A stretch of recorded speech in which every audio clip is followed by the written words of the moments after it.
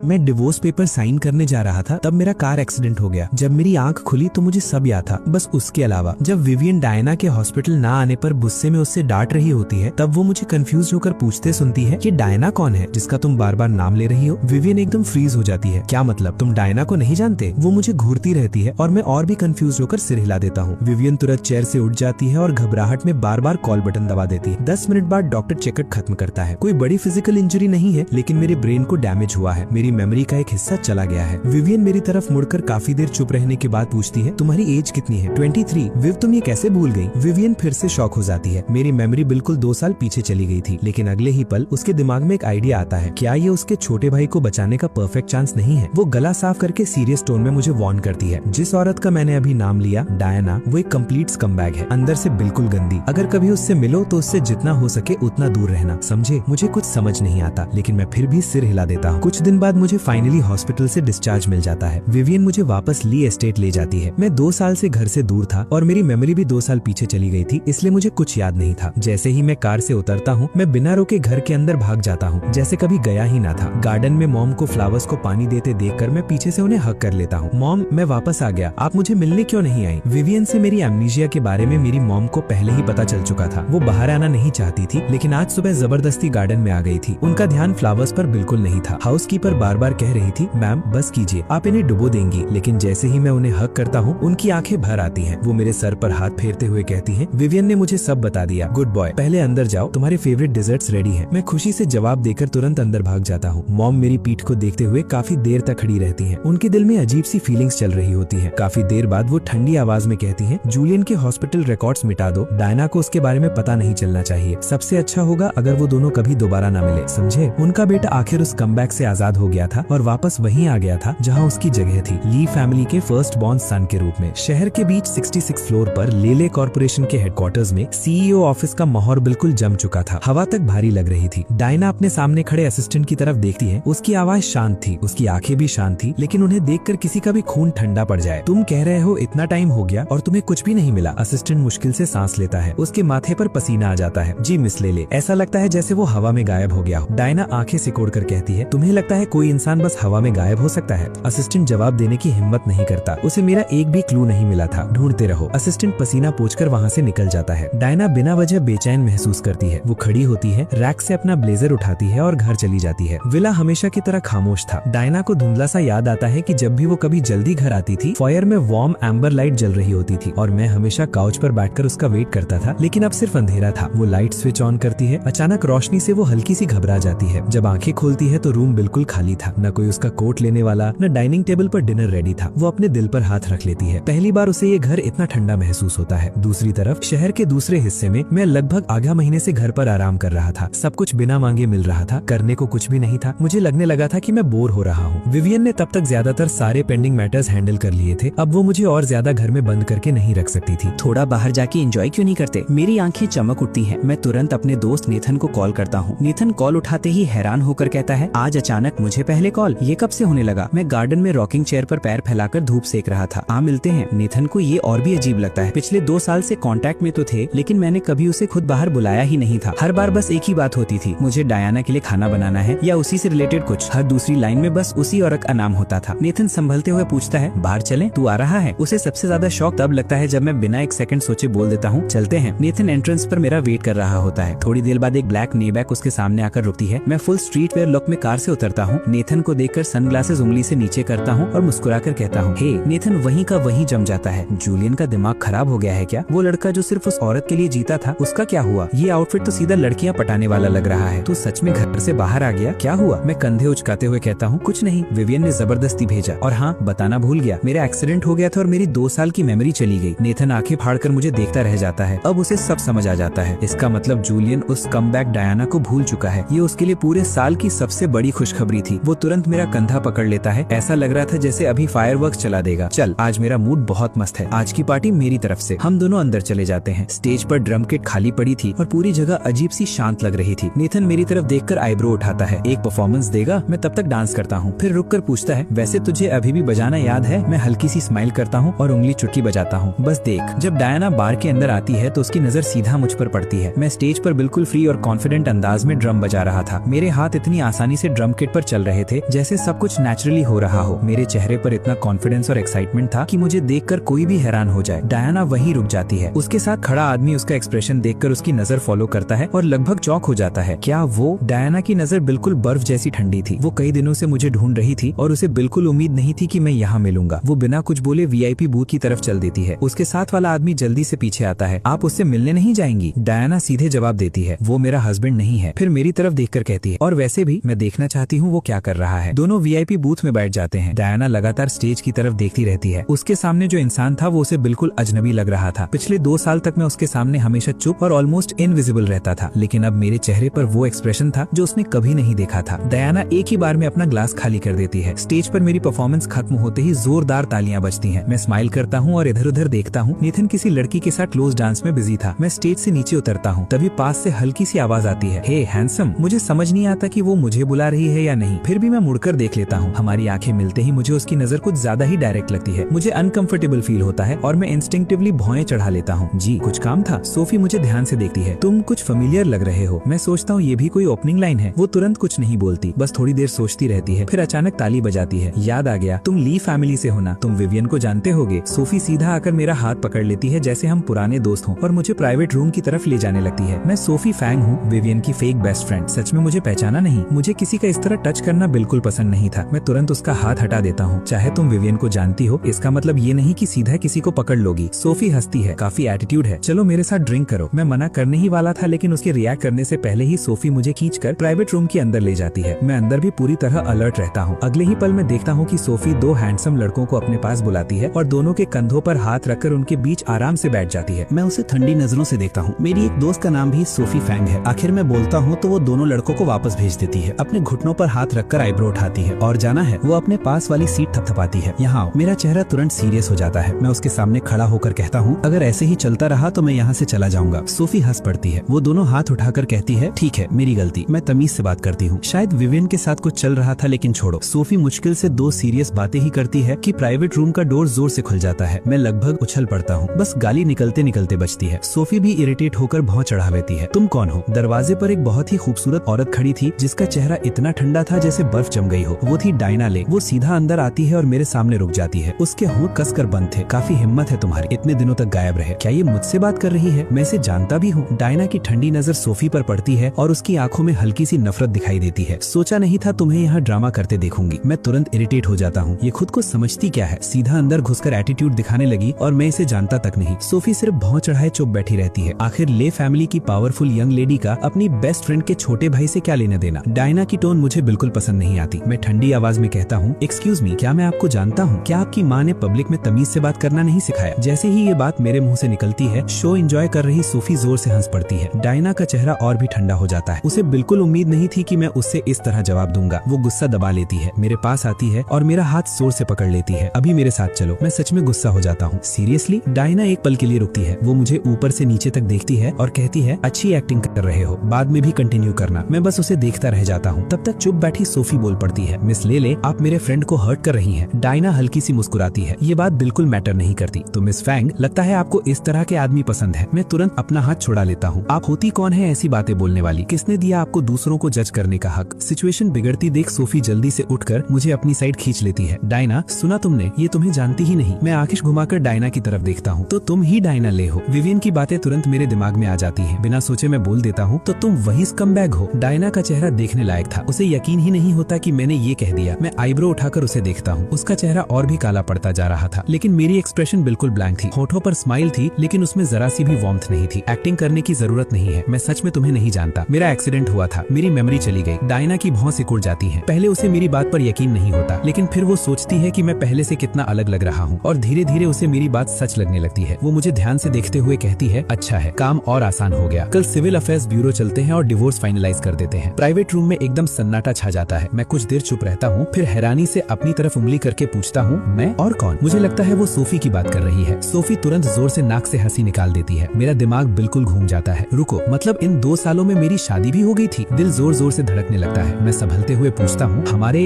बच्चे भी हैं? डायना कोई जवाब नहीं देती, बस मुझे एक ठंडी और हल्की सी नफरत भरी नजर से देखती है। समझ गया, कोई बच्चा नहीं है और ये शादी भी खुशहाल नहीं थी। मुझे नहीं पता उन 2 सालों में मैंने कैसे जिंदगी गुजारी, लेकिन मुझे जो अपना पुराना वर्जन याद है वो ली फैमिली का बिगड़ा हुआ बेटा बेटा था जो किसी से नहीं डरता था। जरूरत पड़ने पर विवियन को भी सुना देता था। मेरे सामने खड़ी इस औरत ने मिलते ही इतना खराब एटीट्यूड दिखाया है, मेरे लिए